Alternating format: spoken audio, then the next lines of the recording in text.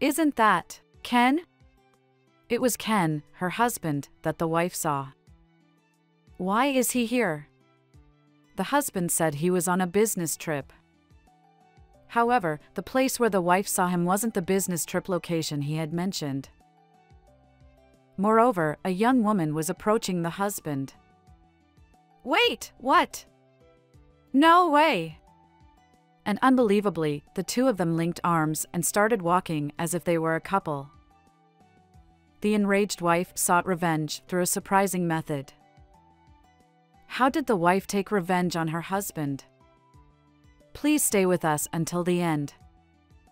I'm Gina. I met my husband Ken at work. He was a colleague from the same company. I became a full-time homemaker when I got married. Our married life has been smooth sailing. My husband works hard every day to support our life, and we have a great relationship. We had a good relationship, and I had never suspected my husband of infidelity until one day. On that day, I was meeting a friend from afar. After enjoying a pleasant conversation with my friend, when I tried to head back home, it started pouring rain unexpectedly. I was drinking coffee at a cafe to take shelter from the rain. It seemed that the trains had stopped running due to the heavy downpour. I guess I'll have to wait for a while. Just then, I saw a man walking in the heavy rain outside, holding an umbrella. Isn't that Ken? It was my husband, who had only gotten married with me last year. Why is my husband here? I had heard from him that he was on a business trip today, but this doesn't seem to be the destination he had mentioned. Curious, I looked closer, and from the other side, a young woman was approaching. Huh? That's. No way! Believe it or not, they started walking arm in arm, like lovers, despite the fact that I was his wife. Was he cheating on me with this woman? And to make matters worse, at home, my husband always tells me, "I love you." But my husband had betrayed me without a hint of guilt. Unforgivable. That night, he returned home unaware that he was under suspicion. Welcome back. I'm home. Today, it was really raining hard, and the business trip was tough, he replied. I see. My stomach was churning inside, but I was pretending to be calm. Were you alone on this business trip? Of course, I was alone. I'll take a bath first, my husband replied and left the room. I watched my husband's back and made a strong determination, saying to myself, I'll definitely find concrete evidence. The next day, I hired a private investigator. The investigation was expected to take about a week, and from then on, every day felt like hell. Even during the private investigator's investigation, my husband claimed to be on business trips and was often away from home. On those days, I couldn't help but think, is he with that woman again? And I would fall into deep despair. The investigator had advised, please continue to interact with your husband as usual. It would make our investigation more challenging if he becomes suspicious. However, maintaining my composure was incredibly difficult. I couldn't sleep at night, I couldn't keep food down, and I rapidly lost weight. I became completely worn out and haggard. But my husband didn't say anything to me during that time. I had believed that we were in love with each other. However, it seemed that my husband was infatuated with his affair partner, so no matter how much weight I lost, he remained indifferent to me. I, who had loved my husband so much, saw that love fade and turn into bitterness. I have to endure this, for now, to gather evidence. That's how I persevered day and night. And then, 1 week later, the results of the private investigator's findings came in. The results showed that my husband was deeply involved, and his affair partner was a woman named Julie, who worked as a temporary employee at my husband's company. She was not only married, but also had children. And it turned out that all the days my husband had claimed to be on business trips were lies.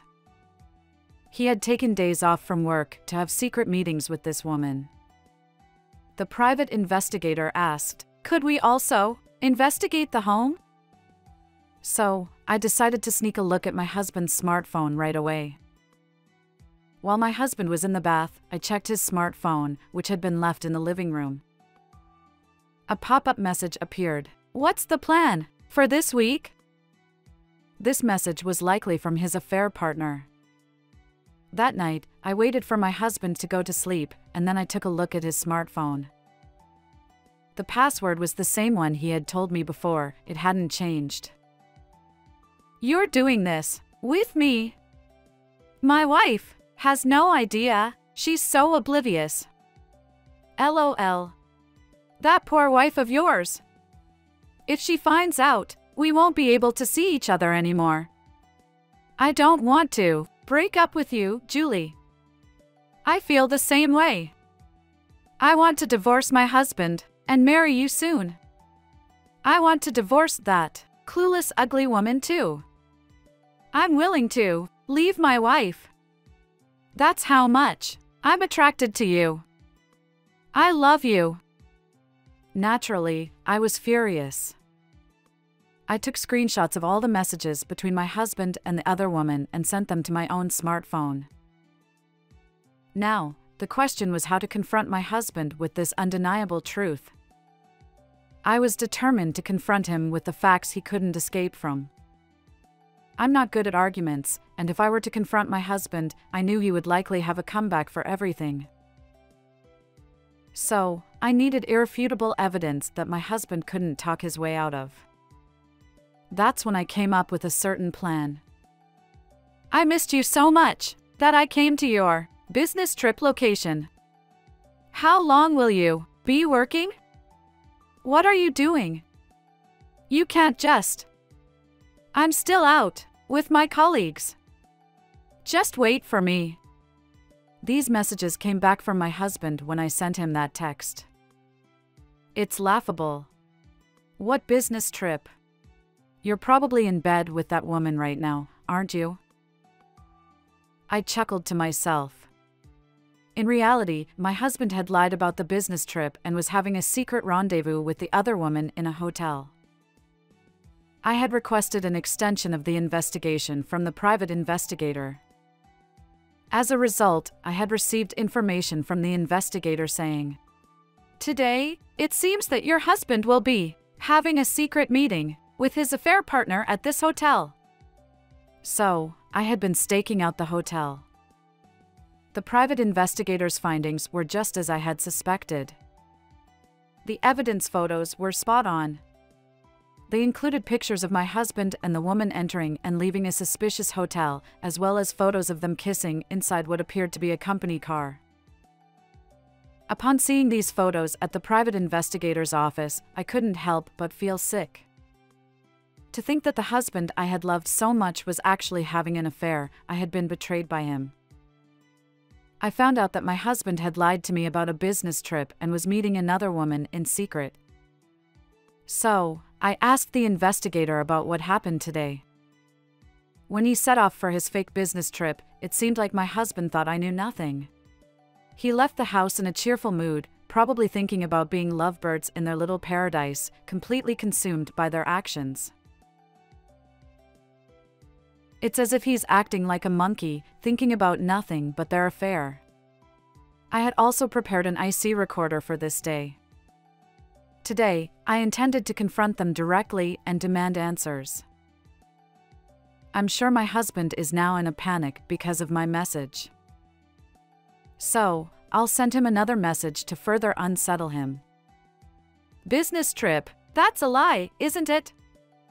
I'm watching you from here." I chuckled heartily. I'm sure my husband, who received this message, is pale as a ghost. I felt a sense of satisfaction. As they hurriedly tried to escape from the hotel, I made my entrance before them. "You told me you were on a business trip. Why are you in a hotel?" I declared, and instantly, my husband and the woman turned pale. Well, you see, More importantly, why are you coming out of a hotel with a woman? Don't tell me you're cheating on me. Don't say rude things. This person is my subordinate. Despite the situation, my husband came up with excuses. Your husband and I were just having a business meeting in the lounge here. The woman also boldly offered me this excuse. I see. Given the location, I got flustered. I'm sorry, it was my misunderstanding, I said. My husband, in response to my words, became furious and snapped. You should apologize more sincerely. You're really rude. The woman also interjected. I apologize for causing a misunderstanding, ma'am. However, I then asked the woman, I apologize for being rude, but what were you doing on the TH and times TH days? My husband was saying something like, what are you saying? She's so rude and causing a scene. However, the woman intervened and said, I've been under suspicion for a while, and it doesn't feel good. On the TH, I had a meeting at the head office, and on the times TH, I was working at the company. The dates I mentioned to the woman were the days when my husband claimed to be on a business trip. So, you were in a different place from my husband. I'm sorry for suspecting you, I apologized upon hearing the woman's words. However, my husband's anger didn't subside with that. Apologize more. Do you not realize how rude you've been to this person? He demanded. We're still newlyweds, right? Seeing you come out of a hotel with another woman really confused me, I explained. Ma'am, please don't apologize so much. I'm glad the misunderstanding has been cleared up. We also regret causing you concern. I must say that being suspected like this doesn't sit well with me. I'm relieved that my innocence has been acknowledged, and I hope we can ensure that nothing like this ever happens again, the woman said, looking down on me. Meanwhile, my husband stood behind, his face turning bright red, clearly furious. Yes, I am reflecting on my actions. I'm truly sorry, I apologized with a deep bow. However, they both had a condescending attitude as they prepared to leave, with my husband saying, Do you understand now? Don't ever doubt me again. That's when I told them, tomorrow, I'm expecting the final report from the private investigator. I'll find out if what you both just told me is true or not. It's not an affair, right? I understand perfectly. Wah, a private investigator? Why are you so flustered? I hired a private investigator to look into this. If what you both just said is true, then there's no need to panic, right? I'm relieved to know that you're not cheating. I should sleep soundly tonight, I retorted to the two of them, clearly expressing my disdain. What? Well, that's... As soon as I mentioned the name of the private investigator, they suddenly grew flustered. Well then, excuse me, I said and left the scene. That night, I didn't go home but checked into a business hotel. My husband bombarded me with calls and messages, but I ignored them. However, remembering the pale faces of those two scoundrels, I couldn't help but burst into laughter. The next day, I received more calls from my husband. I could have chosen not to answer, but I decided to pick up, partly because I wanted to hear the desperation in his voice. I answered the call and casually said, Yesterday, I jumped to conclusions, and I apologize for that. I won't ever doubt you again. Oh, about that. I was just curious about it. The results from the private investigator, you know? You mentioned it yesterday. What happened with that? Oh, that. I received the investigation report. Why are you so concerned about it? If you're not cheating, You shouldn't worry about the report, right? My husband was audibly flustered even over the phone, and he replied, "Oh, I see. You're really that concerned about it? Well, then I'll show you," I said while still on the call, sending my husband several of the incriminating photos from the private investigator. "Stop it!" It was a series of undeniable evidence of his affair that he couldn't easily deny. "So, it's true, isn't it? You've been lying to me all along, haven't you? In the end, this proves that you are having an affair," I said, breaking into triumphant laughter. "So, on the TH, you two were definitely on a trip, right? I was just helping Julie with some personal matters. There was nothing illicit," my husband stammered. But I didn't stop there. I sent him photos of them kissing on the street, getting cozy in a car, and what appeared to be pictures from their trip. "Even with all this evidence, are you still going to claim you did nothing wrong?" With such conclusive proof presented, my husband must have realized there was no way to make excuses. He fell silent. "I hope you understand that we're getting a divorce," I told him firmly. "If my parents find out about this,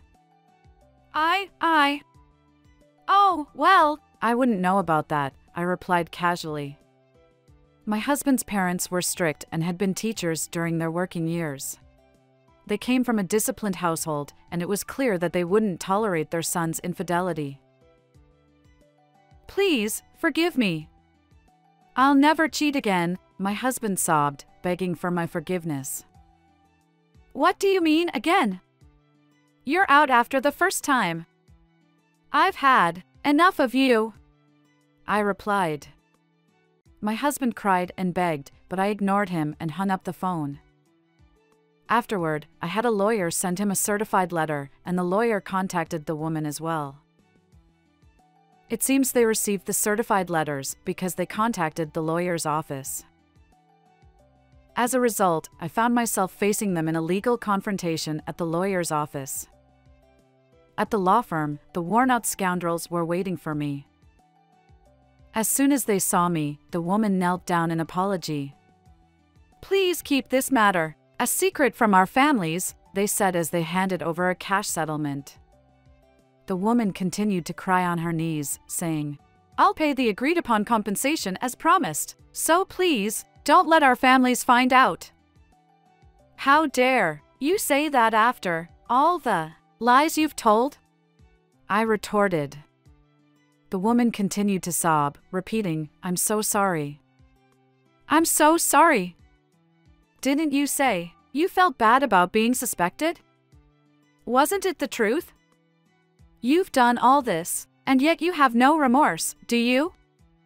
Besides, you have a husband and children, right? If they find out about this, your children might start to dislike their mother, don't you think? I do feel bad about it. So please, forgive me with this. I'm truly sorry." She continued to cry and attempted to give me money. It seemed like she preferred settling this with money rather than losing her family. I had no desire to see her face any longer either. "This time, I'll forgive you with this money, and I won't tell your family." Humbling herself with tears, and despite her arrogant attitude earlier, she replied, "Thank you." Now it's my husband's turn. I turned to my husband and said, "But I will never forgive you. We're getting a divorce. Please, I'll pay alimony too." "Don't talk about divorce," he pleaded. My husband also knelt beside the woman, but no matter how they begged, my feelings remained unchanged. My husband's parents are strict people. They would never forgive something like an affair. "If I were to divorce you, how would I explain it to my mother?" he asked. "That's none of my concern," I replied. "Please, let's find a way to resolve this," he pleaded. No matter what I said, he refused to agree to the divorce. It became overwhelming for me and my lawyer, so I decided to call my parents-in-law and tell them everything over the phone. After making the phone call, my parents-in-law immediately came to the law firm. Subsequently, they took my husband to the bank and completed the procedure to transfer the full amount of the settlement money into my account. Afterward, my husband and I went through with the divorce process via our respective lawyers. Naturally, my ex-husband was disowned by my parents-in-law. He depleted his savings and had to take on debt to cover the shortfall. As a result, he's currently living a financially difficult life. I went back to my parents' house after the divorce, but even there, my ex-husband came uninvited. He made a scene at the front door, saying things like, "I wasn't serious about it. Please give me another chance. I was tempted by that woman. It's not my fault." My response was, "Really? Then why did you do it? Just go home already." He kept insisting, "I truly love only you," and was quite persistent. In the end, I called my parents-in-law, and they escorted my ex-husband away. Speaking of which, after that incident, the two scoundrels. The woman who didn't want her affair to be exposed started causing a ruckus at her workplace, saying, "It's your fault, isn't it? You should be the one paying my compensation." In the end, the affair of those two became widely known at their workplace, and it seems like it also got exposed to the woman's husband. Right now, they're in the middle of a huge commotion, aren't they? And of course, my ex-husband couldn't escape unscathed either. He got hit with a substantial compensation demand from the woman's husband and had to agree to pay it in installments. It seems that it was quite stringent, as they would garnish my ex-husband's wages if he failed to make the payments. After paying me the alimony, it seems that my ex-husband was left with little money. He must have been in dire straits because he called me, saying, "Could you lend me some money? I can't even afford food." I had changed my phone number after the divorce, so it's likely that my ex-husband somehow managed to obtain my new phone number. I immediately blocked his calls, as he was being extremely persistent. As for me, I'm planning to enjoy a peaceful life on my own for a while. I've had enough of marriage. From now on, I'll live life as I please, all by myself. How was it? Subscribing to the channel would be a great source of motivation for our production. Let's meet again in the next video.